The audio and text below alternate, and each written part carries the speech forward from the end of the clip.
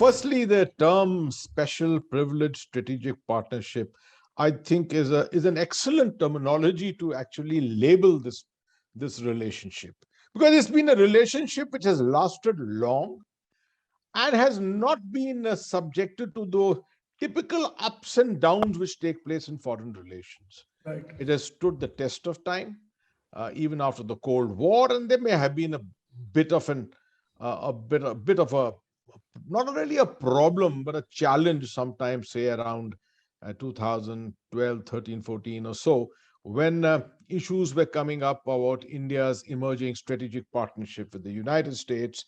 We were getting into problems on the LAC or with the China and things like that. So that's the time, and a little bit, the Russians were also a little concerned suddenly about India's change of stance, Right. looking westwards much more. But notwithstanding that, this relationship has withstood the test of time. And I think President Putin is coming to India at a very opportune moment.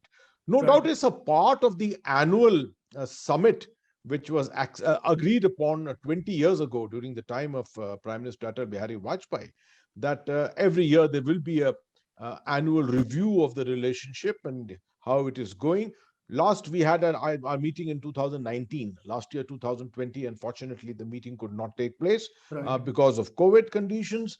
But now, with the improvement in the pandemic situation, the Russian president is coming here, Right. and I think the symbolism is very important.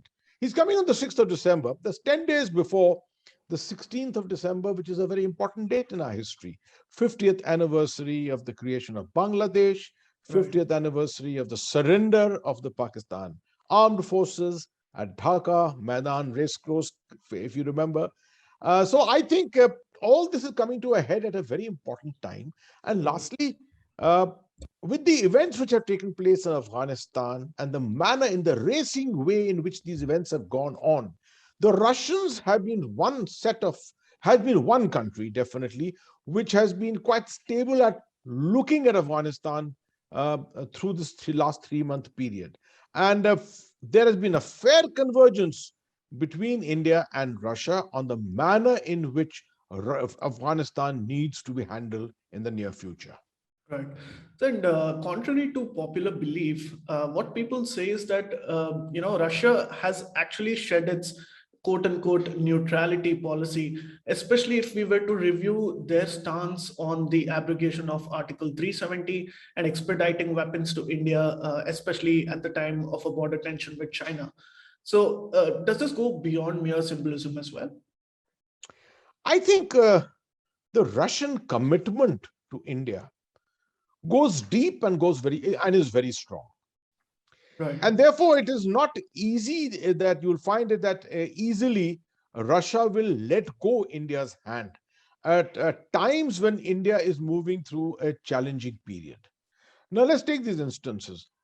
Exactly what's happened on the LAC, the Sino-Indian border, Right. and the Russians have been seen to expedite the S-400, the supply of the S-400 systems to India. Just to remind our audience, uh, five regiments worth, or five squadrons worth, since it's going to the Air Force, of S-400 systems are being bought by India, or have been bought by India, at a cost of almost $5 billion, 39,000 crores to be precise. Right. And besides that, these are to be supplied over a period of time. It takes time to obviously manufacture these systems and provide them. Simultaneously, these systems were also being provided to China, and China has already received them. But the full consignment has still not reached them either. And the flow of the equipment to Beijing was slowed down to a very great extent. And the flow to India, well, it was not really expedited to such a great extent, but at least it was kept on track, and which Right. just shows, symbolically perhaps shows, that the Russians were concerned that India must not be without its military capability at a time when there's a very serious standoff taking place on its Right. northern borders. As far as Article 370 abrogation is concerned, Well, Russia has been traditionally supporting India on Jammu and Kashmir for a fairly long time, although it's played its role very maturely. If you Okay. remember, in 1965, it was Russia which brokered the talks at Tashkent Right. between India and Pakistan. It led to, well, exchange and return of territory, etc. In 1971, the Indo-Soviet Treaty was something which reinforced India's confidence and capability to undertake its operations against the Pakistan armed forces in East Pakistan, and also sustain the pressure. It could hold on because of the kind of pressure that was coming on India from the United Right. States. And we still remember how the Kissinger or Nixon Kissinger relationship duo were coercing India at that particular time, the movement of the USS Enterprise into the Bay of Bengal and Right. things like that, and we could hold on. So psychologically, the Russians have supported us very, very greatly. So when the abrogation of Article 370, or the amendment really, took place in 2019, the Russians came on board to support that. Yes, they support Right. this, and they went public on it.